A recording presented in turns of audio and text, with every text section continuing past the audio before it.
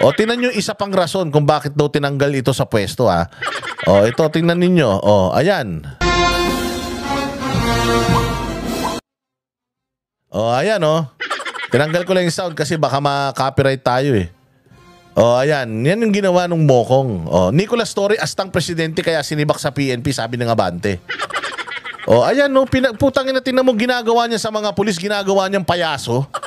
Ginagawa niyang katawa-tawa, tarantado itong mga uniformado na nirerespeto. Tingnan mo, pinaikot-ikot niya pa yung mga pulis.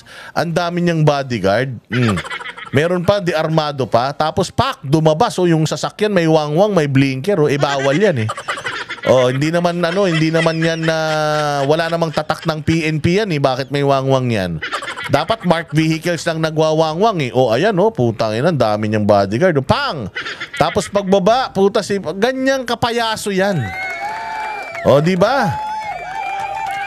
Ganyan yan kapayaso si Torre. O, ganyang kaloko-loko yan. Feeling niya hari siya, feeling niya siya ay isang prinsipe. Feeling niya lahat kaya niyang gawin.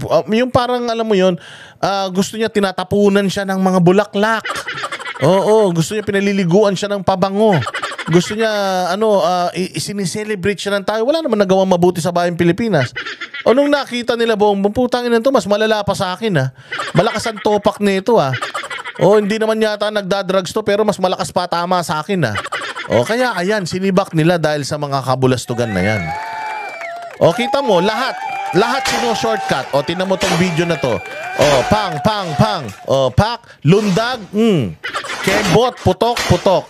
O, alam nyo ito, nakita niyo yan, meron siyang pulang dadaanan na letter L. Tatakbuhin mo yun, eh. O, wait lang, i-pause natin yan. O, i-pause natin.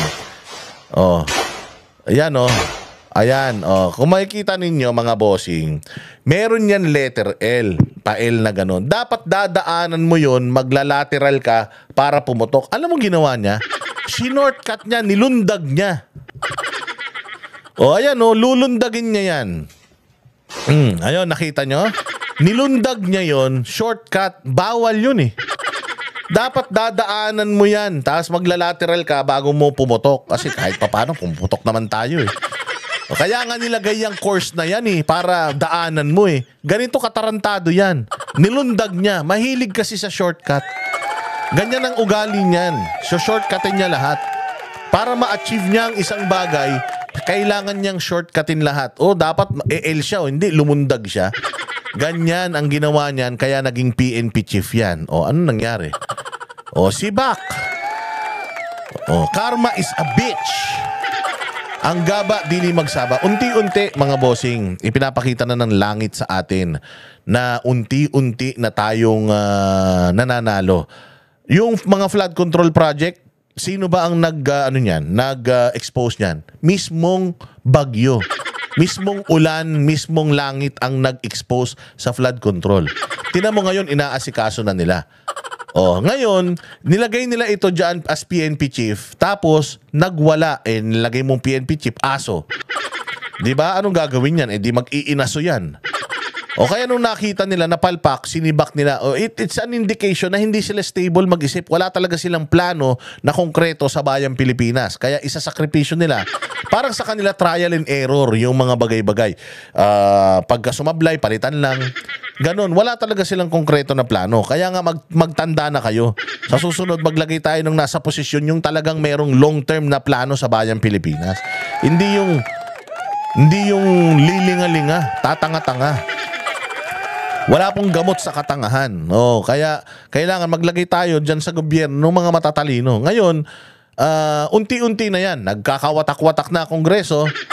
Ito sa core ng Malacanang, lahat yan, puro appointee niya yan, eh. Pumalpak si Bunuan. DPWH, appointee ni Bongbong yan, palpak. Hindi niya pa tinatanggal. Inuna niyan tinanggal si Torre. Ano lang ba ginawa ni Torre? Nag-reshuffle nang hindi nila alam.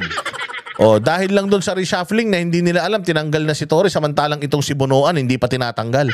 Bilyong pera ang nalostay ng DPWH, hindi pa tinatanggal si Bunuan. Saan ka naman?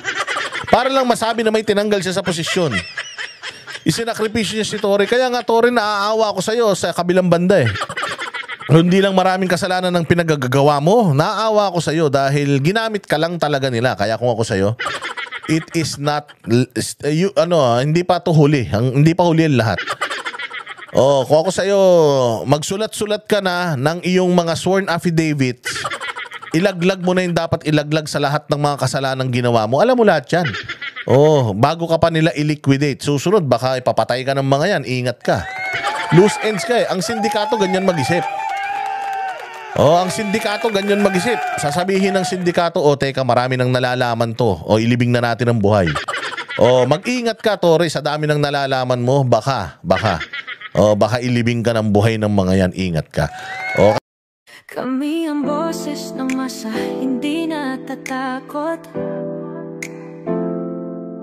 Katotohanan lang, di kami nalulunod. Walang bahid ng sismis, lahat ay totoo. Kahit sino ka pa, pag mali ka babanatan ka. Walang pinipili kulay, wala kaming kinikilingan. Basta para sa bayan, kami lalaban. Pagdama palakpakan, pag mali banatan. Di matitinag, di matatakot. Para sa bayan, tuloy ang sigaw. Sa harap ng kamera, walang halong takot. Mga baluktot, lahat kayo'y tutumba.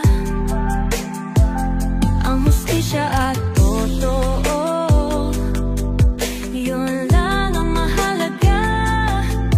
Kahit sinong harang, di kami matitinag. Walang Pilipino